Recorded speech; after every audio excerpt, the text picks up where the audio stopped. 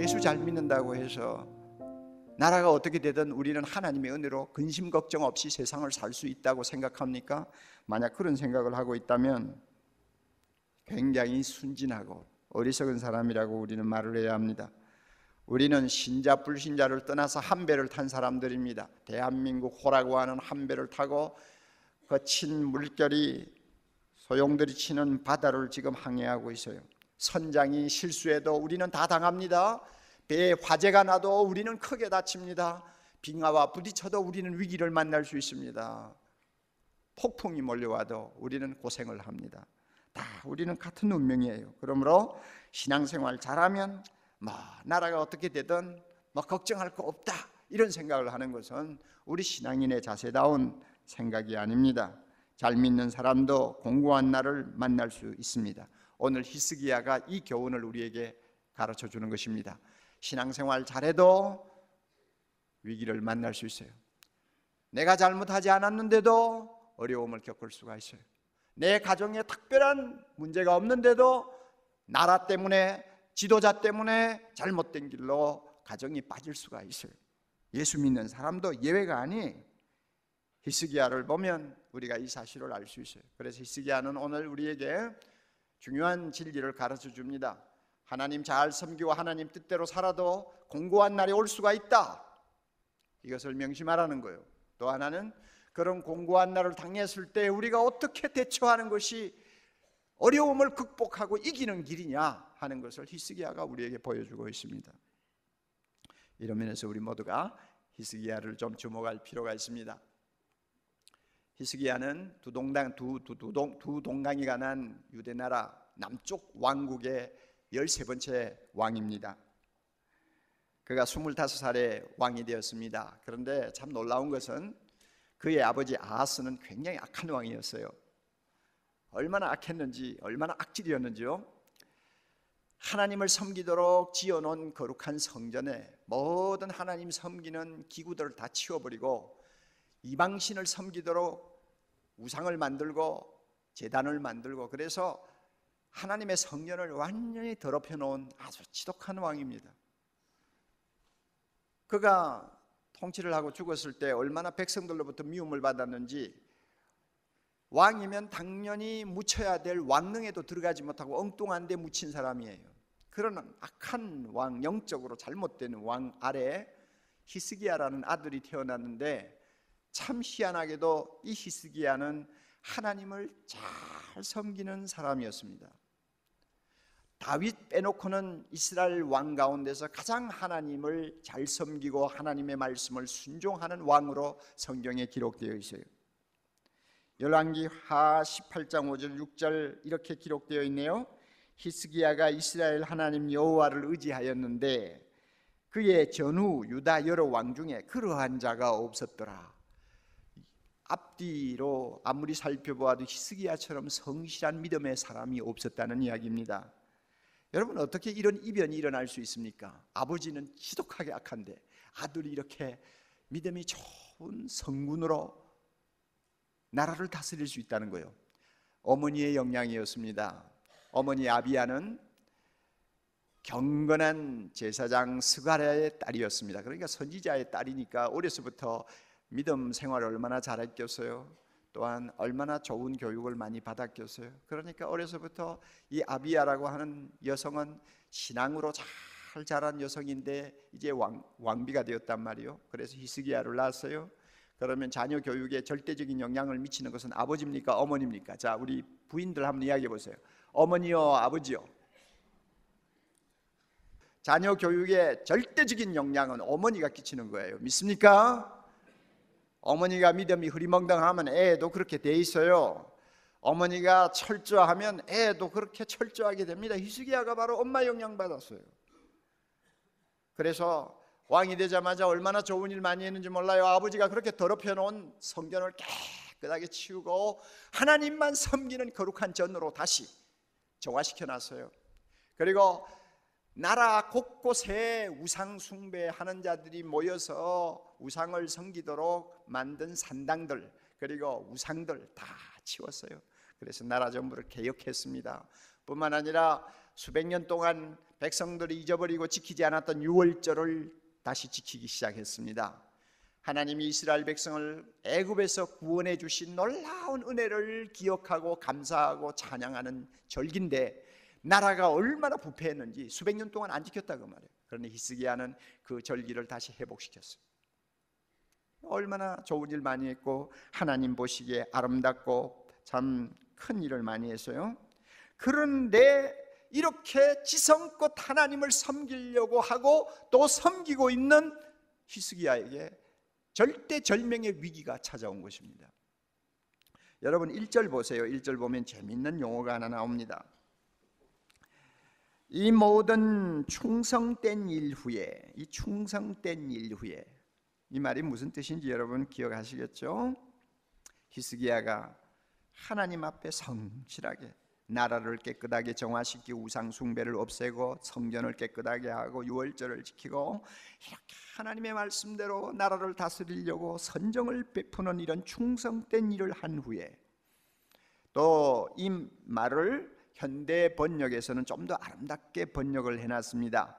그토록 귀한 일들을 모두 수행하여 자신의 진실함을 하나님께 증명한 다음에 어떤 일이 났어요? 아수르 왕 산헤립이 유다를 침공한 것입니다. 위기가 찾아왔죠. 인간적으로 생각하면 불평을 하지 않을까요? 아마 히스기야가 좀 인간적으로 판단했으면 불평했을 거예요. 하나님, 이게 무슨 꼴입니까? 내가 전국에 있는 우상을 다 치우고 오직 하나님만 섬기자고 백성들을 설득했습니다. 그리고 하나님만 섬기면 이 나라가 복받고 하나님의 은총을 입는 거룩한 백성이 될 것이라고 백성들에게 자신 있게 이야기했는데 이게 무슨 꼴입니까? 아수르가 이 나라를 침공했지 않습니까? 내 체면이 뭐가 됩니까? 아마 이러면서 하나님 앞에 불평하기 10중 8구였다고 저는 생각을 합니다. 그러나 성경을 보면 히스기야가 그렇게 한 흔적이 없어요. 아무리 신앙생활 잘해도 어려운 일이 찾아올 수 있다고 생각한 것 같습니다. 그리고 담담하게 현실을 받아들이는 것을 봅니다. 그리고 이런 어려움을 겪지만은 이 어려움 속에서 믿음으로 바로 대처하면 하나님이 놀라운 축복을 또 안겨주실 것이라는 나름대로의 희망을 갖고 있었던 것 같습니다. 그래서 히스기야가 위대했던 것은 평안할 때 하나님의 사람으로 살았던 그 자세를 어려운 위기를 만났을 때도 변함없이 하나님 앞에 성실했다는 것입니다. 이게 히스기야가 우리에게 보여주는 중요한 교훈이에요.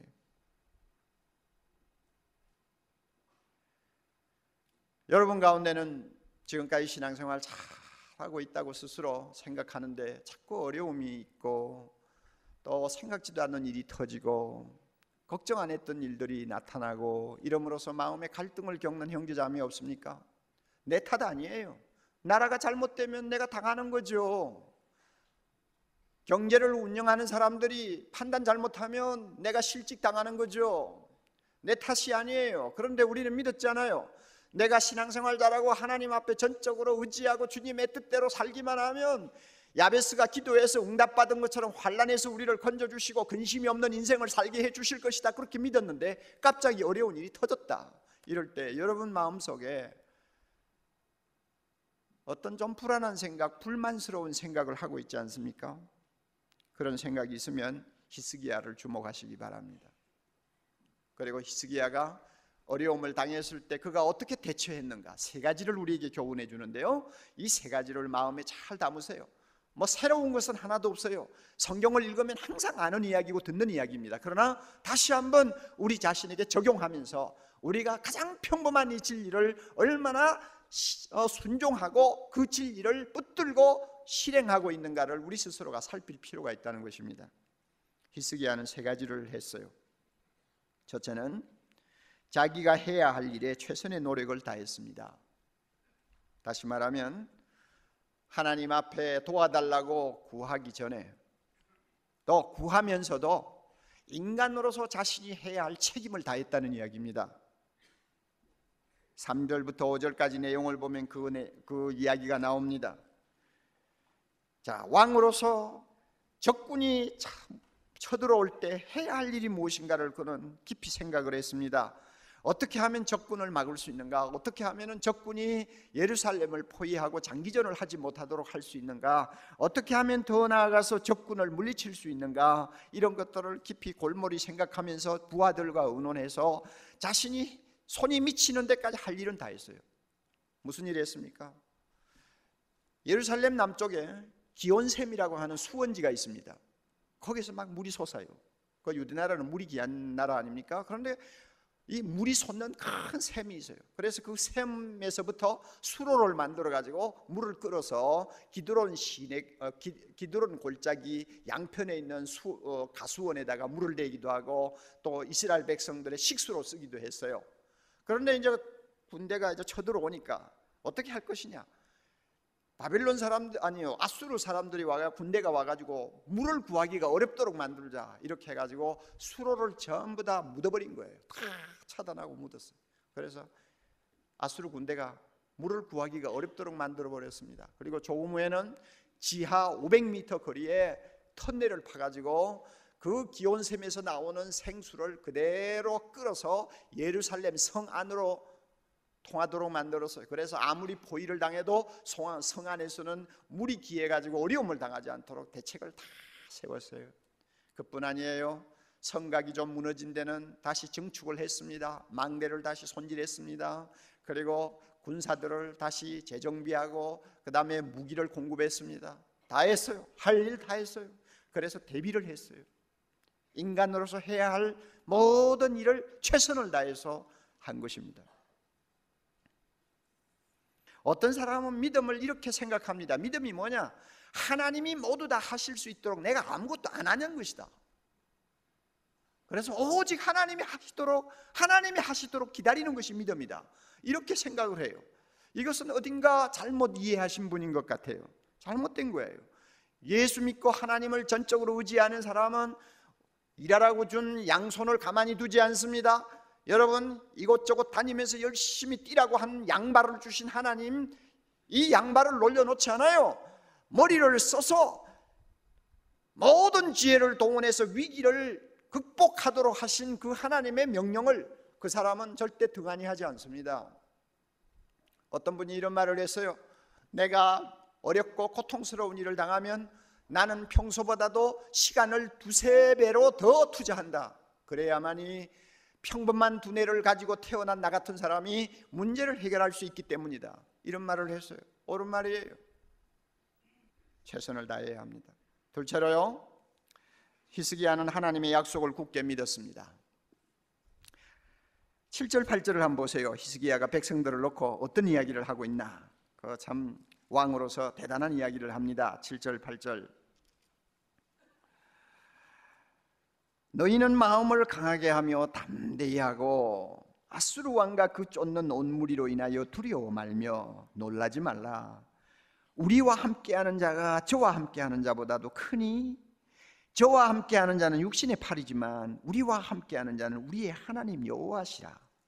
다 같이 그 다음에 반드시 우리를 도우시고 우리를 대신하여 싸우시리라. 반드시 우리를 도우시고 반드시 우리를 대신해서 싸우실 것이다. 걱정하지 말라. 하나님을 믿었어요.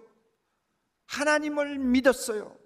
이 말은 하나님이 하신 약속의 말씀을 꼭 믿었어요.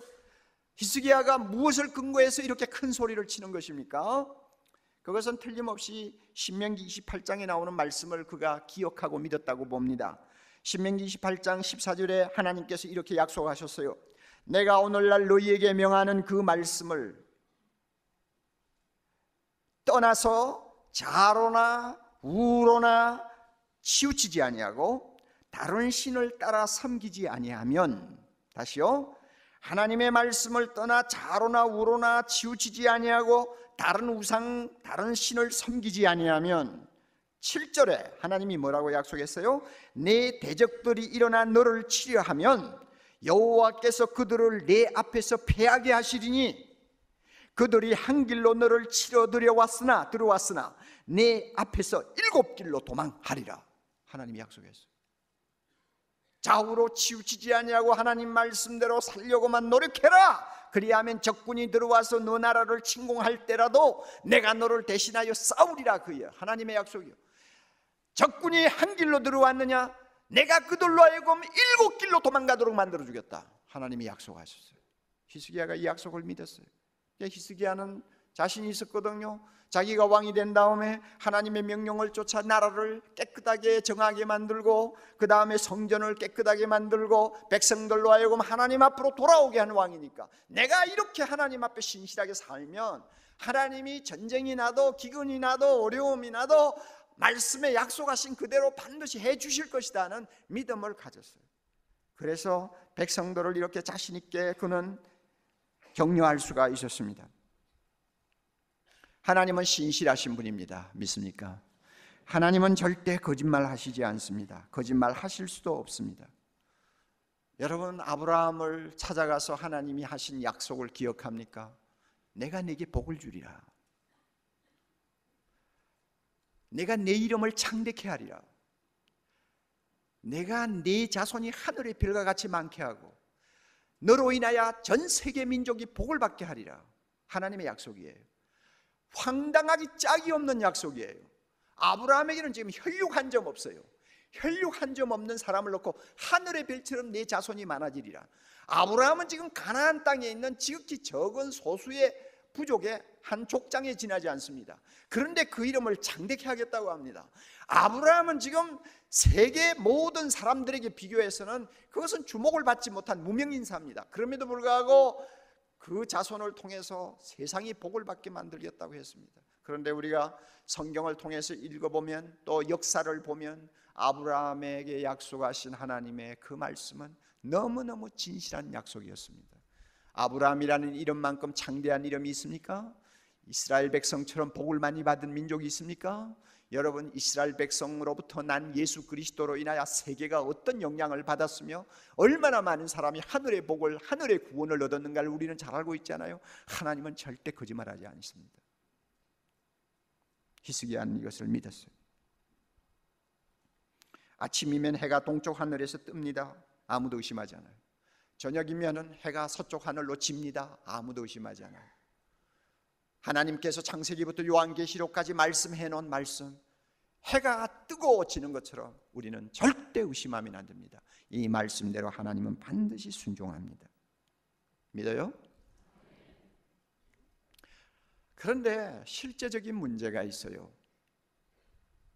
저에게도 해당되고 여러분에게도 해당되는 이야기입니다. 하나님은 거짓말 안 하시는 줄 우리는 믿어요. 하나님의 약속의 말씀은 틀림없다고 우리는 확신해요. 그러나 막상 어려운 일을 눈앞에 두고 보면, 막상 위기 앞에 우리가 서면 하나님을 철저하게 믿는다는 것이 절대 쉽지 않다는 것 우리가 체험합니다. 그러므로 루이스가 참 멋진 말을 했어요. 자, 보세요. 어려운 상황에서 하나님을 믿는다는 것이 무엇인가?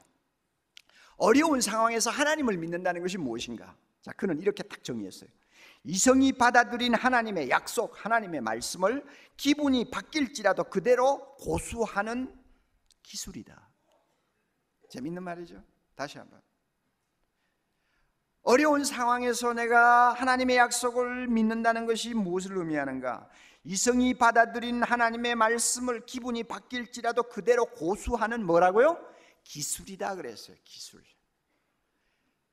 기술이라는 것은 훈련이 필요합니다. 그래서 믿음도 일종의 훈련이 필요하고 훈련을 통해서 좋은 습관을 가질 필요가 있어요. 여러분은 이 점에서 잘 훈련이 되어 있는 사람입니까?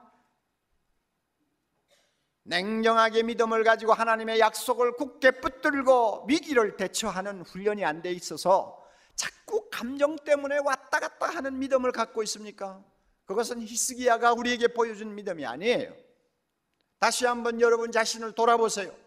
이성에 근거한 냉정한 믿음을 가지고 문제를 해결하기를 원하는 훈련된 기술, 훈련된 습관을 갖고 있는지 여러분이 잘 자신을 돌아보세요.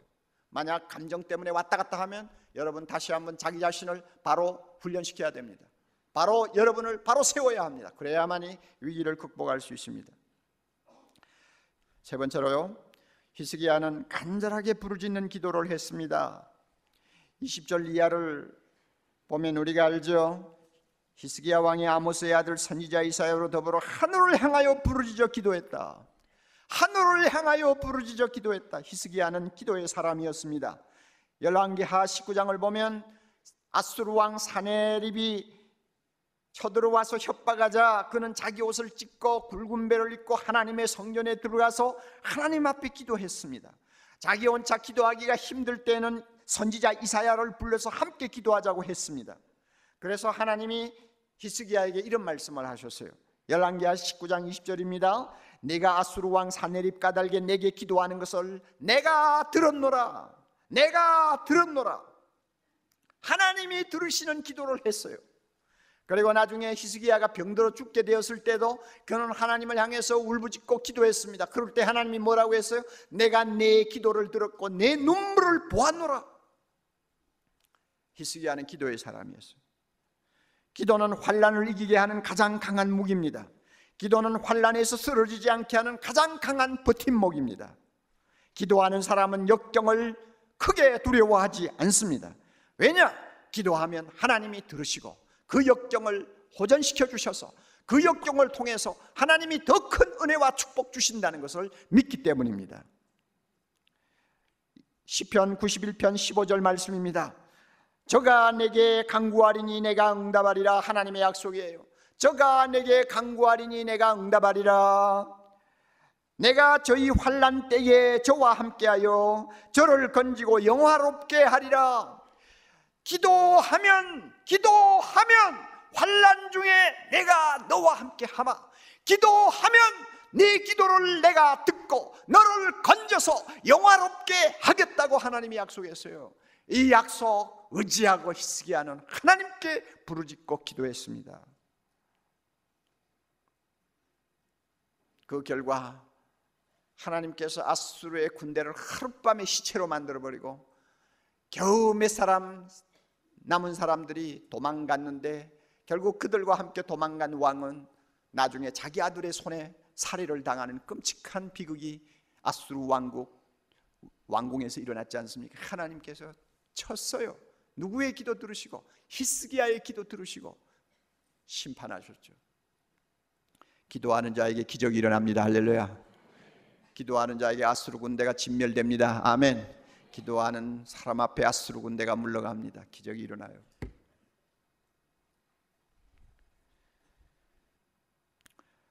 사랑하는 형제자매 여러분,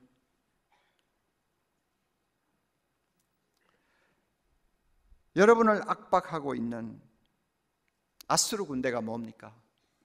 가난입니까? 실직입니까? 아니면은 육체 질병입니까? 아니면 자녀 문제입니까? 여러분을 포위하고 있는 아수르 군대가 뭡니까?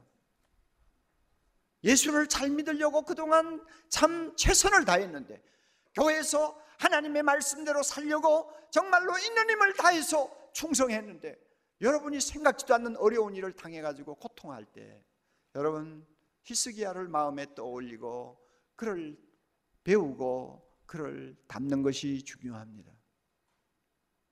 최선을 다하세요. 할 수 있는 일은 최선을 다하세요. 그러나 더 중요한 거 있습니다. 날마다 하나님의 말씀을 읽으면서 여러분을 위해서 약속하신 말씀이라고 깨달아지는 거 있으면 그거 붙들고 그 약속을 100% 믿으세요.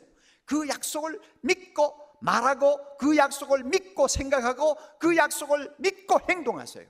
그리고 히스기야처럼 하나님 앞에 기도하고 부르짖으면 때가 되어 하나님께서 우리의 아수르 군대를 다 물리치시고 고난을 통해서 역경을 통해서 과거에 상상하지 못하던 놀라운 은혜와 축복을 체험할 수 있도록 인도해 주실 줄 믿습니다.